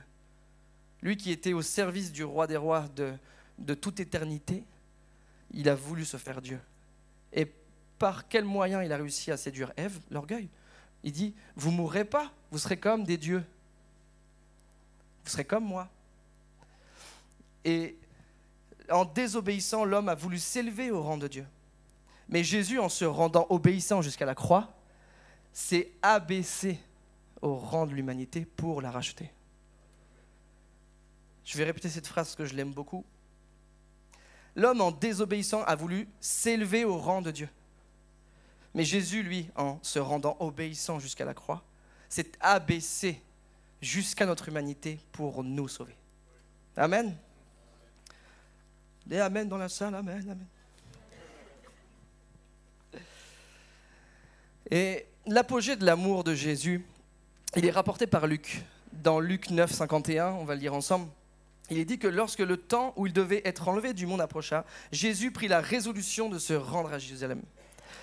Et c'est vraiment ce mot, Jésus prit la résolution. C'est-à-dire qu'il a décidé d'aller à Jérusalem sachant ce qui allait lui arriver. Et on sait que même jusqu'à Gethsémani, jusqu'au jardin de Gethsémani, là le diable va tout faire pour essayer de l'empêcher d'aller jusqu'à la croix. Mais Jésus va aller jusqu'au bout parce qu'il a pris cette résolution. Il était convaincu qu'il devait le faire. Non pas, il dit, non pas ma volonté, mais la tienne, Père. Et c'est là toute la beauté et le miracle de la grâce de Dieu, en fait, pour nos vies.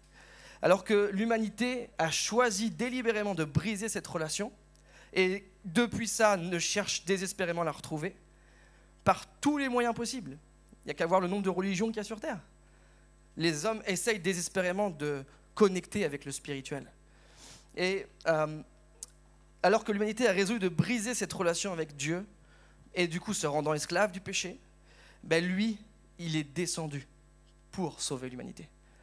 Et si vous deviez retenir quelque chose ce matin, c'est que la grâce de Dieu, c'est pas toi qui fais des efforts pour aller vers lui, mais c'est lui qui vient vers toi pour te sauver. Et Jésus a été par sa vie un modèle de résolution. Modèle face à la tentation, face à la souffrance, face au péché. Et sa vie en nous, elle nous rend du coup capables maintenant de tenir ferme contre le péché, contre le diable. La Bible nous dit dans Hébreux que Jésus a été tenté en toutes choses, comme nous. Parce qu'il faut savoir quand même que le diable, les méthodes du diable ne sont pas nouvelles en fait. Ce qu'il a fait avec Adam et Ève, il le fait encore aujourd'hui.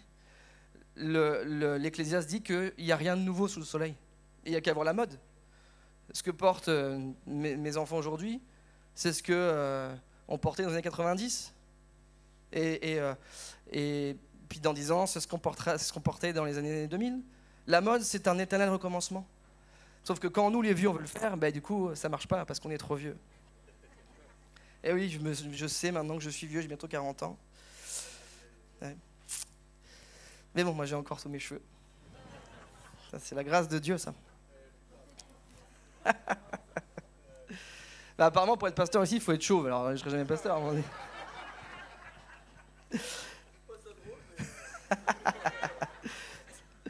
Donc, la Bible nous dit que Jésus a été tenté en toutes choses, comme nous. Et sans jamais connaître le péché. Jamais Jésus n'a péché. Et c'est pour ça que lorsqu'il est arrivé à la croix, il a été capable de dire « Tout est accompli ». Parce que Jésus n'a jamais péché. Et ça, c'est une certitude. La résolution de Christ, de ce fait, elle est venue détruire la résolution du diable. Ce qui te permet maintenant à toi de revenir dans la résolution de Dieu. Jésus est venu sur terre, en fait, pour que le plan de Dieu puisse à nouveau s'accomplir. Dieu voulait que l'humanité soit heureuse. Dieu voulait que l'être humain soit béni. Dieu voulait que l'être humain vive une vie en relation avec lui. Le péché est venu détruire ça, mais Jésus, lui, est venu réparer ça. Amen. Et évidemment que on a aussi notre part à faire, et c'est le dernier point que je voulais parler avec vous aujourd'hui, c'est ta foi, qui est ta plus grande résolution. Ok, maigrir c'est bien, on est d'accord, pour ceux qui arrivent. Faire du sport c'est bien, lire la Bible tous les jours c'est parfait, mais la plus grande des résolutions ce matin, je pense à laquelle Dieu t'invite, c'est d'avoir foi en lui. Parce que dès lors qu'on a accepté Jésus et son sacrifice, on devient, Pierre le dit, participant à la nature divine. Quelque part, tu retrouves ta place. C'est comme tu reviens à la maison. C'est l'image du fils prodigue. Et tu réintègres le plan originel de Dieu dans cette véritable identité. On n'est pas appelé à être misérable dans nos vies. On n'est pas appelé à subir l'addiction, subir la souffrance, subir la dépression. On n'est pas appelé à ça. Dieu nous appelle. On peut le vivre. Attention, je ne dis pas qu'on ne doit pas le vivre. On peut le vivre, puisqu'on n'est pas différent des autres êtres humains. Hein, on est tous pareils. Mais Dieu nous appelle à vivre une vie de victoire. Amen. Dieu nous appelle à vivre une vie victorieuse, pas une vie misérable. Et le péché nous fait croire qu'on devient des dieux parce qu'on décide nous-mêmes. L'être humain décide par lui-même de faire ça, la réussite, la plus belle voiture, la plus belle maison, le plus beau mari, la plus belle femme. Le péché te fait croire que, oui, tu es un dieu, puisqu'en fait, tu peux décider par toi-même. Mais la foi te place et nous place dans l'obéissance à la parole de Jésus. C'est pas plus compliqué que ça, la foi. C'est Dieu dit, je crois ce que Dieu dit. Daniel, et je voulais rapidement parler de cet homme qui est un exemple de résolution. Parce que la Bible dit que toutes ces personnes-là qui sont rapportées dans la Bible nous servent d'exemple pour nous aider. Et Daniel, lui, c'est l'exemple typique du gars qu'on a arraché de son pays. C'était un jeune noble en Israël. Nebuchadnezzar vient envahir Israël et il emmène en captivité tous les jeunes pour en faire des ministres. Et Daniel, lui, c'est l'exemple type du gars qu'on a arraché, sûrement loin de ses parents, de ses racines, qu'on a emmené en captivité et qu'on a forcé à adopter une autre culture. Laisse-moi te dire que le péché n'est pas ta véritable identité. Et au lieu même de son prénom, Daniel, ça veut dire Dieu est mon juge, on lui donne un autre prénom, Belshazzar. Ça veut dire Bel, c'est un des dieux babyloniens. Bel protège sa vie. Et on l'enseigne dans cette culture. C'est comme maintenant, tu es obligé, tu es babylonien. Tu n'es plus un juif, tu es babylonien. Tu n'as pas le choix. Donc tu dois devenir comme nous. Quelque part, c'est un peu ça aussi que le monde veut faire avec nous. Hein. Tu dois être comme nous. Si tu n'es pas comme nous, tu es bizarre. Tu n'es pas normal. Tu dois être comme nous. Et un des effets du péché dans nos vies, c'est de nous définir par nos faiblesses. Est-ce que, je n'espère pas que quelqu'un vous a déjà dit ça, mais est-ce que vous avez déjà appelé, tiens, lui, c'est le voleur, quand vous passez quelque part? Bah tiens, elle, c'est la menteuse. Ouais. Pas sûr qu'il l'ait beaucoup entendu, ça, mais bon. Et est-ce que on est d'accord que le péché nous définit par nos faiblesses et nos addictions? Bah lui, c'est un alcoolique. On le sait bien. Hein. Lui, c'est un menteur, un voleur. Sauf que Dieu, lui, ne nous appelle pas, ne définit pas par nos faiblesses, mais Dieu nous définit par ce qu'il voit en nous. Daniel, il a résolu de ne pas se souiller. Daniel 1, verset 8. Daniel, parce que comme il devait embrasser la culture babylonienne, il devait manger comme les autres. Et donc manger des viandes sacrifiées aux idoles. Daniel a dit non, moi je ne veux pas. Il a pris la résolution, il a dit non, moi je ne veux pas. Je veux rester droit devant mon Dieu, je ne ferai pas ça. Et donc il a résolu de ne pas se souiller en mangeant des mets du roi. Laisse-moi te dire ce matin que même dans un environnement souillé et perverti dans lequel tu peux te trouver, tu peux conserver ton identité. Tu peux briller pour Jésus. C'est pas impossible de briller pour Jésus dans un endroit où tout le monde est contre toi. Daniel l'a fait. Parce que celui qui décide de rester ferme et de rester fidèle à Dieu reçoit la force de tenir lorsque la tentation vient.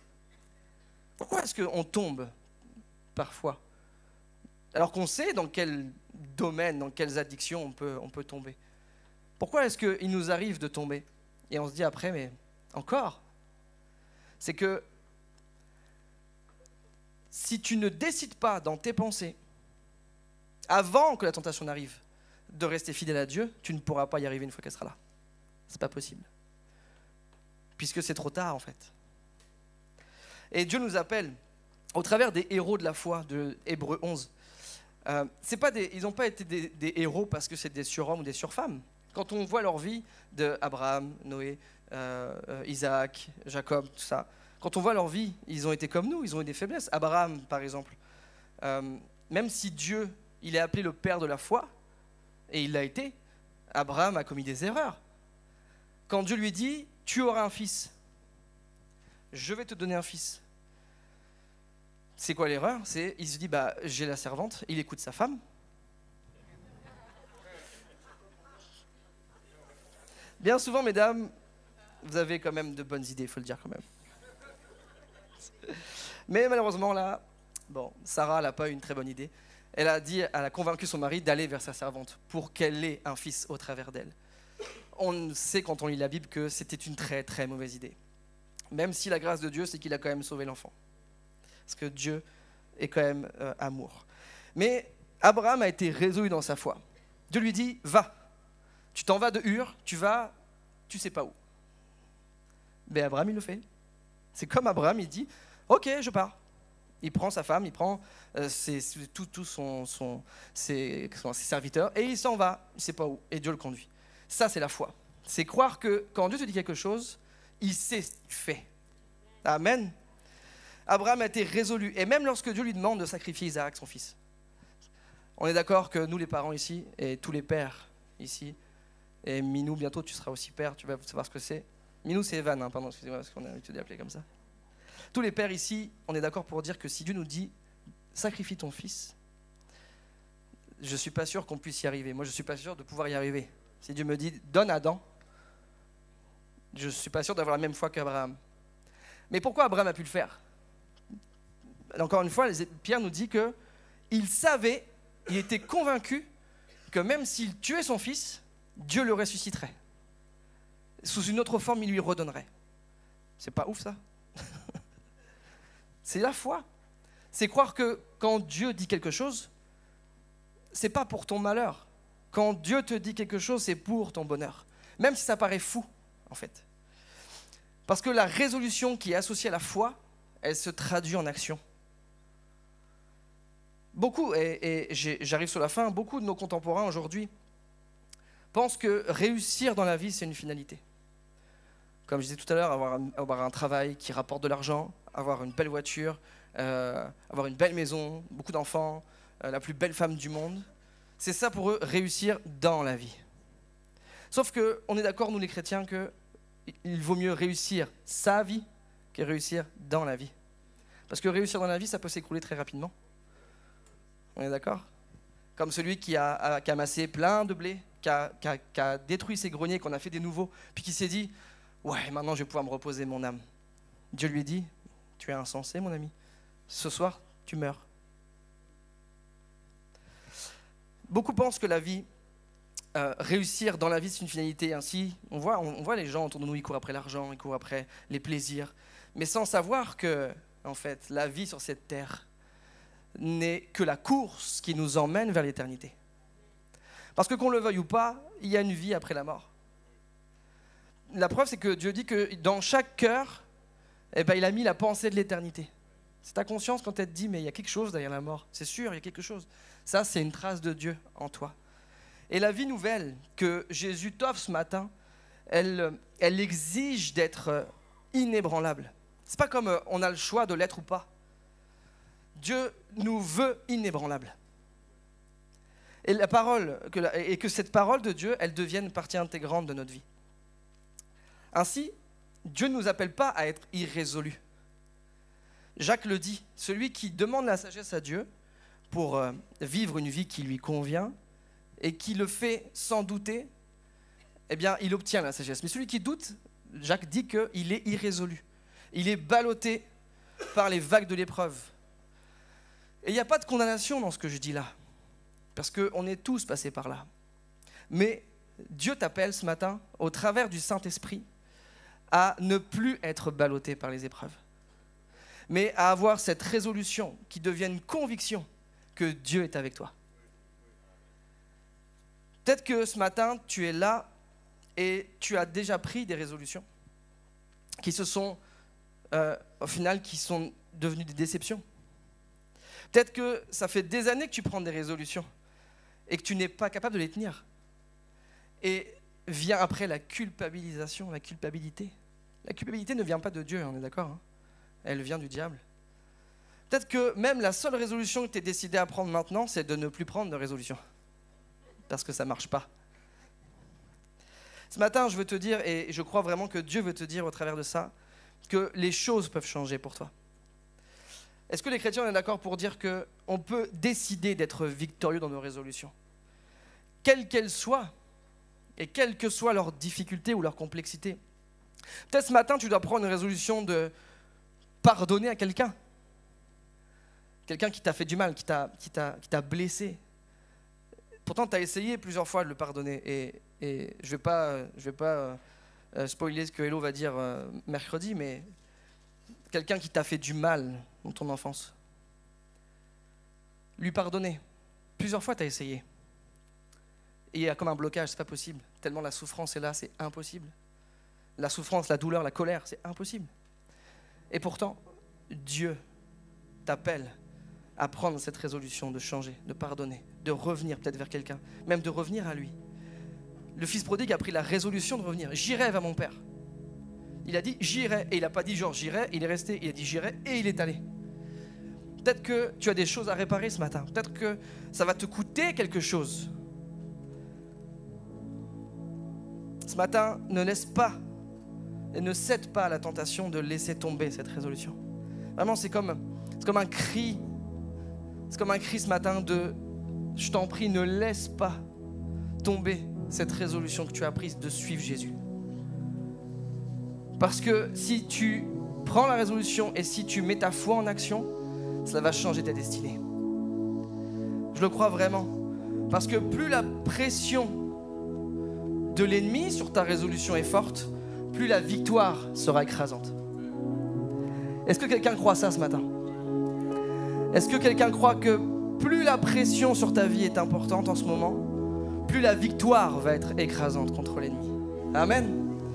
Alléluia. Laisse-moi te dire que Jésus a pris 2 résolutions pour toi. La première, c'est de donner sa vie à la croix afin d'annuler le contrat qui était sur ta vie. Il l'a brisé, il l'a pris, il l'a déchiré. La deuxième, c'est qu'il s'est assuré que tu ne serais plus jamais seul. Et cette personne, c'est le Saint-Esprit. Il a envoyé le Saint-Esprit, Jésus, il a dit, je vous envoie un autre. Et en grec, c'est parakletos, ce mot qui signifie celui qui console, celui qui encourage, celui qui aide, ou encore celui qui est appelé à être à côté de quelqu'un. Si tu veux savoir où est Dieu, Dieu est en toi par le Saint-Esprit. Le Saint-Esprit est la personne de Dieu qui est la plus proche de nous parce qu'il est en nous. Alors pendant que on incline nos têtes ce matin, et je prie vraiment que le Saint-Esprit imprime dans ton cœur que Dieu t'aime, que Dieu te cherche et que Dieu veut te sauver, que Dieu veut te restaurer, que Dieu veut te guérir, que Dieu veut te libérer, que Dieu veut te remplir. Est-ce que ce matin quelqu'un veut prendre la résolution de lever sa main et de faire cet acte de foi devant Dieu en disant moi je choisis en 2024, je choisis de venir sans peur devant toi Seigneur, je choisis de venir sans honte, de venir devant toi, je décide de laisser le Saint-Esprit venir en moi. Est-ce que quelqu'un veut faire ce pas de foi ce matin? Ça fait peut-être longtemps que tu es parti, tu es loin de Dieu, tu viens ici peut-être, mais dans ton cœur tu es loin de Dieu. Et ce matin Dieu te voit, Dieu te parle. Est-ce que tu es prêt ce matin à laisser l'Esprit de Dieu te convaincre que Dieu t'aime, que Dieu te cherche, que Dieu veut te délivrer de ses addictions, que Dieu veut te délivrer de ses chaînes, comme disait Catherine tout à l'heure? Est-ce que quelqu'un ici veut déclarer que 2024 va être une année de percée, une année de victoire, une année de délivrance? Amen. Alléluia. Est-ce qu'on peut commencer à lever nos mains ce matin? Est-ce qu'on peut commencer à lever nos mains ce matin? Et si tu choisis ce matin, les yeux sont fermés. Si tu choisis ce matin, lève ta main, comme pour dire à Dieu, je choisis, je prends la résolution de te suivre ce matin. Amen. Alléluia. Alléluia. Et de dire j'ai confiance en toi Seigneur. De dire j'ai confiance en ta parole Seigneur. Je ne douterai plus, amen. Je ne laisserai plus le diable me mettre ses doutes dans mon cœur, amen. Alléluia. Alléluia. Amen. En Dieu est notre confiance, et par son amour immense, nous ne tremblerons pas, nous ne tremblerons pas, nous ne tremblerons pas.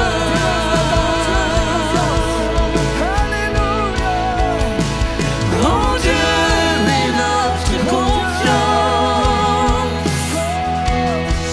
et par son amour immense, nous ne tremblerons pas, nous ne tremblerons pas, nous ne tremblerons pas. Laisse-moi prier pour toi ce matin. Si tu as levé ta main, si tu sens que l'Esprit de Dieu parle à ton cœur ce matin, fais cette prière de repentance devant le Père. Dis-lui Seigneur, j'ai péché contre toi. Mais ce matin, je décide de revenir à toi. Ce matin, je prends la résolution de revenir pleinement à toi. Je veux, Seigneur, avoir confiance en ta parole, parce que ta parole est la vérité. Alors, Saint-Esprit, je t'invite à venir dans mon cœur ce matin et à me libérer de mes chaînes, à me libérer de mes addictions, à me libérer de mes peurs. Et je commence à marcher avec toi jusqu'au jour où Jésus va venir me chercher. Seigneur, je te prie ce matin pour tous ceux et toutes celles qui sont dans ce lieu et qui ont besoin de ta grâce. Tous ceux et toutes celles qui tombent dans le chemin, qui essaient de se relever, qui essayent de prendre des bonnes résolutions mais qui n'arrivent pas à tenir ces résolutions, qui plient sous le poids du péché.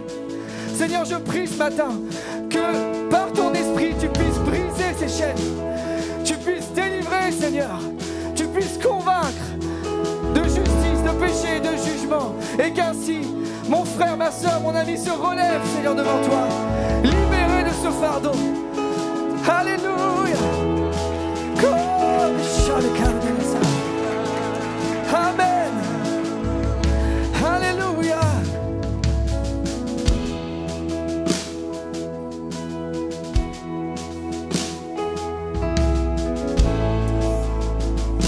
Amen, amen, amen, amen. Merci Seigneur. Et vraiment cette résolution, très bon message. Merci Mika. Et juste cette résolution de rester focus sur Jésus. cette résolution de rester centré sur Dieu. Et alors que j'étais en train de penser là, et cette résolution de sortir de mes tranchées. Combien de fois aussi on aime bien être, donc vous savez, en période de guerre, là t'as les tranchées où tu risques presque rien. D'accord?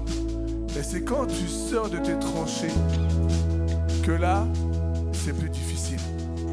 Et qu'en 2024, qu'on puisse prendre cette résolution de sortir de mes tranchées. Oui Seigneur, je vais être là, je vais sortir de mes tranchées, je vais me lever, je ne vais plus rester accroupi dedans là, où finalement je vis pas. Je vais me lever, je vais sortir. Vous savez ce qui va se passer quand tu vas sortir de tes tranchées? Tu vas être visible à l'ennemi. On n'aime pas. Sauf que je veux juste te rappeler, qui est-ce qui est devant toi? C'est Jésus. Donc peut-être que tu seras visible à l'ennemi, mais spirituellement l'ennemi va voir Jésus devant toi. Et quand tu vas sortir de tes tranchées, alors tu vas pouvoir aller, et tu vas pouvoir avancer, et tu vas pouvoir agir, et tu vas pouvoir gagner les âmes, tu vas pouvoir avec l'Esprit de Dieu rentrer dans l'appel que Dieu veut que tu rentres. Et pour ça, il faut prendre cette résolution. Et vraiment, je veux prendre cette résolution de toujours plus pour Jésus. Et non, je ne vais pas trembler, je vais sortir. Et je ne vais pas trembler parce que celui qui est avec moi est plus grand, est plus fort que celui qui est contre moi. Amen, amen, amen. Alors merci Saint-Esprit. Aide-nous à sortir de nos tranchées, à prendre cette résolution. Seigneur, oui, par la foi, je veux aller plus loin. Je veux aller plus loin. Et vous savez ce qui est génial, c'est qu'on a eu jeudi, on a eu une réunion du conseil d'administration, comme on fait tous les mois là. Et à un moment, on parlait, on a un logiciel avec lequel on travaille et il y a les personnes qui sont dessus par rapport à ce qu'ils font dans les différents secteurs de l'église. Et à l'église, on est une centaine.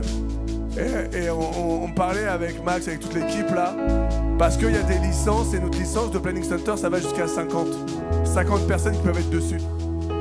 Et en fait, l'église, alors qu'on est à peu près 100, est obligée de monter la licence parce qu'on est plus de 50 à servir dans l'église.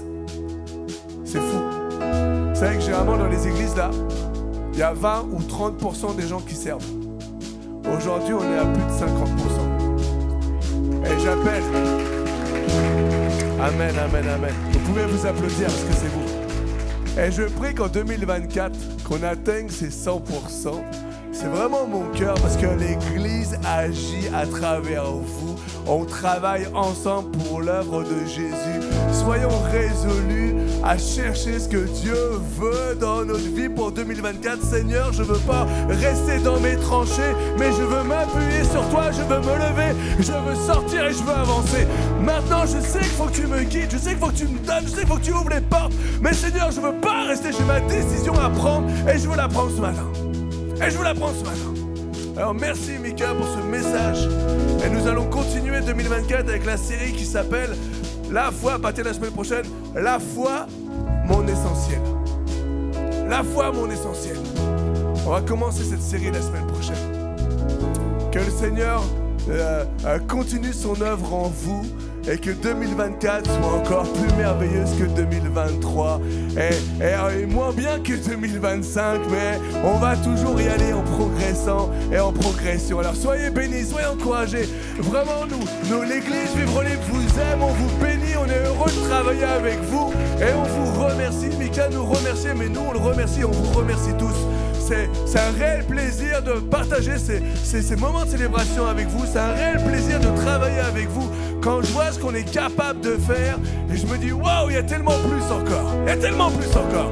Alors soyez bénis. Prenez un temps de connexion juste derrière, ensemble. Allez voir ce que vous ne connaissez pas. Juste, on laisse personne, on veut laisser personne de côté à l'église Vivre Libre. Prenez un temps rapidement, mais bonjour, je m'appelle Manu, je suis le pasteur. Tout le monde s'appelle pas Manu, tout le monde n'est pas le pasteur.